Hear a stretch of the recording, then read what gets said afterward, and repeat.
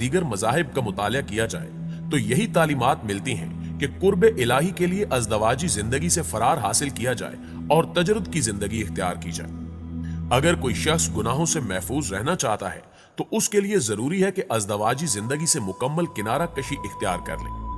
تعلیمات نصارہ نے متعدد بار اس کی تلقین کی اور رہبانیت کا درس دیا۔ اکابرین یہود نے یہ بات ذہن نشین کرائی کہ عورت بدی کا مجسم ہے، اگر اس کے ساتھ تعلق قائم کرو گے تو شیطان کے ایسے چنگل میں پھنس جاؤ گے جس سے نکلنا تمہارے لیے مشکل ہو جائے گا۔ اور یہی حال دانشمندان ہنود اور دیگر مذاہب کا ہے، جبکہ اسلام نہ صرف ازدواجی زندگی کی اجازت دیتا ہے بلکہ بغیر عذر کے اس سے روح گردانی کو گناہ قرار دیا جاتا ہے۔ چنانچہ رسول اکرم صلی اللہ علیہ وآلہ وسلم کا ارشاد ہے کہ نکاح کرنا میری سنت ہے، جو میری سنت سے اعراض کرے گا اس کا میرے ساتھ کوئی تعلق نہیں۔ یعنی اسلام دین فطرت ہے جس نے ہر تعلق کے حوالے سے مسلمانوں کو معلومات پہنچائی ہیں۔ ضرورت صرف اس بات کی ہے کہ مسلمان اس بارے میں آگاہی حاصل کریں، کیونکہ اسلام بار بار مسلمانوں کو جاننے یعنی علم حاصل کرنے کا حکم دیتا ہے۔ بعض چیزیں ایسی ہوتی ہیں جو ہم اپنی عام زندگی میں رہ کر رہے ہوتے ہیں، مگر اسلام ان چیزوں سے سختی سے منع فرماتا ہے۔ میاں بیوی کے ازدواجی تعلقات کے حوالے سے بھی اسلام نے مکمل ضابطہ دیا ہے۔ ایک جانب تو شوہر کو بیوی کا نگہبان بنا کر اس کو یہ حکم دیا کہ اس کے حقوق کا خیال رکھے، تو دوسری جانب بیوی کو بھی اس بات کا پابند کیا کہ وہ اپنے شوہر کی خواہشات کا مکمل طور پر خیال رکھے۔ دوستو، موجودہ زمانے میں مرد و عورت کی مساوات کی تحریک نے عورتوں کو یہ احساس بھی دلایا کہ مرد اپنی بیوی کے ساتھ جنسی تعلق قائم کر کے اس کے ساتھ زیادتی کا مرتکب ہوتا ہے۔ اس واویلے کے سبب کم علم عورتیں مردوں کے حقوق کی انجامدہی سے انکار کرتی ہیں، جس سے ان کی خانگی زندگی متاثر ہوتی ہے، اور اس کا نتیجہ بڑھتی ہوئی طلاق کی شرح کی صورت میں معاشرے میں نظر آتا ہے۔ اللہ تعالیٰ نے مرد اور عورت کے ملاپ کے کچھ قواعد وضع کیے ہیں جن کو پورا کرنا میاں بیوی دونوں پر واجب قرار دیا گیا ہے۔ عورت کو بھی اس بات کا پابند کیا گیا ہے کہ وہ شوہر کی خواہشات کی تکمیل سے بلا عذر انکار نہ کرے، مگر کچھ حالات ایسے بھی ہیں کہ جب مرد ان اوقات میں بیوی سے مباشرت کا تقاضا کرے تو اسلام کے مطابق وہ جنسی زیادتی کا مرتکب قرار پاتا ہے۔ مثال کے طور پر ایام حیض کے دوران میاں بیوی کی مباشرت سے اسلام میں سختی سے منع فرمایا گیا ہے۔ اس کے ثبوت میں سورہ بقرہ کی آیت نمبر 222 موجود ہے، جس میں اللہ فرماتا ہے، اور آپ سے حیض کے بارے میں پوچھتے ہیں، کہہ دو وہ نجاست ہے، پس حیض میں عورتوں سے علیحدہ رہو اور ان کے پاس نہ جاؤ یہاں تک کہ وہ پاک ہو جائیں، پھر جب وہ پاک ہو جائیں تو ان کے پاس جاؤ جہاں سے اللہ نے تمہیں حکم دیا ہے، بے شک اللہ توبہ کرنے والوں کو دوست رکھتا ہے اور بہت پاک رہنے والوں کو دوست رکھتا ہے۔ ناظرین گرامی، ان اوقات کے دوران اگر کوئی شوہر اپنی بیوی کے ساتھ زبردستی مباشرت کرنے کی کوشش کرے گا تو اس کو زبردستی زیادتی قرار دیا جائے گا۔ اللہ تعالیٰ نے عورت اور مرد کے اندر جنسی خواہشات اس لیے پیدا کی ہیں تاکہ وہ اس کے ذریعے اپنی نسل کو بڑھا سکے۔ ان خواہشات کی تکمیل کے لیے غیر فطری راستے اور ذریعے استعمال کرنا اسلام میں سختی سے ممنوع قرار دیا گیا ہے۔ پیارے دوستو، سورہ بقرہ کی آیت نمبر 223 میں اللہ تعالیٰ فرماتا ہے، تمہاری بیویاں تمہاری کھیتیاں ہیں، پس تم اپنی کھیتیوں میں جیسے چاہو آؤ اور اپنے لیے آئندہ کی بھی تیاری کرو، اور اللہ سے ڈرتے رہو اور جان لو کہ تم ضرور اس سے ملو گے، اور ایمان والوں کو خوشخبری سنا دو۔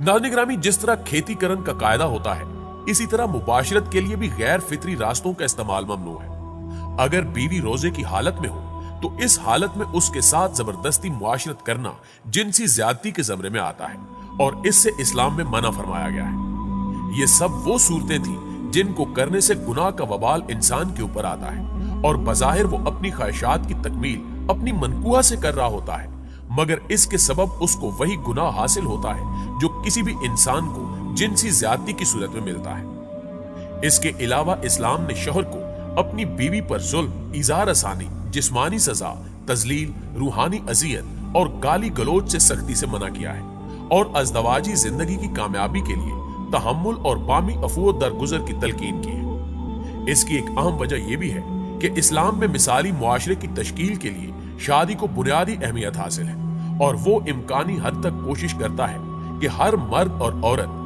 جب بھی بلوغت کی عمر کو پہنچے تو بغیر کسی تاخیر کے ان کو رشتہ ازدواج میں منسلک کر دیا جائے۔ اسی وجہ سے اسلام شادی کو مشکل رسم نہیں بناتا बल्कि बड़ी सादा और आसान सी तकरीब के जरिए पूरा कर देता है। रिश्ते अज़दवाज में मुंसलिक होने के लिए बस यही काफी है कि फ्रीकैन दो जिम्मेदार गवाहों की मौजूदगी में इजाबो कबूल कर ले। इस तरह दो अजनबी अफराद आपस में मियां बीवी के मुकद्दस रिश्ते में मुंसलिक हो जाते हैं। इस्लाम ने निकाह को बड़ा आसान और बड़ा सादा बनाया है, जिसे आज हमने गैर इस्लामी रसूमात के तहत बहुत मुश्किल और महंगा बना दिया है।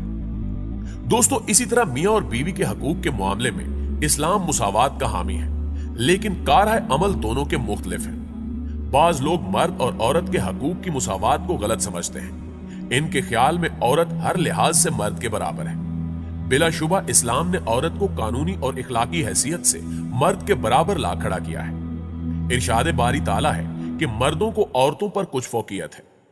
दीन इस्लाम घर के इंतजामी अमूर में मर्द की फौकियत का हामी है, ताकि घर के तमाम अमूर ऐसन तरीके से अंजाम पा सके जिस तरह मुल्क के दो सदर और किसी इदारे में दो सरबराह मुमकिन नहीं, इस तरह घर की छोटी सी रियासत में मियां बीवी के इंतजामी अमूर की तकसीम कर दी गई है कि मर्द सरबराह है और औरत इसकी मुशीर और वजीर। तबई तौर पर मर्द में कुछ ऐसी खसूसियात पाई जाती हैं जो औरत में नहीं है, और औरत की जबली खसूसियात मर्द से मुख्तलिफ है। दोनों की जिस्मानी साख और जबलतों का फर्क इस बात का सबूत है कि खालिक़े कायनात ने इन दोनों को मुख्तलिफ मकासद के लिए पैदा किया है।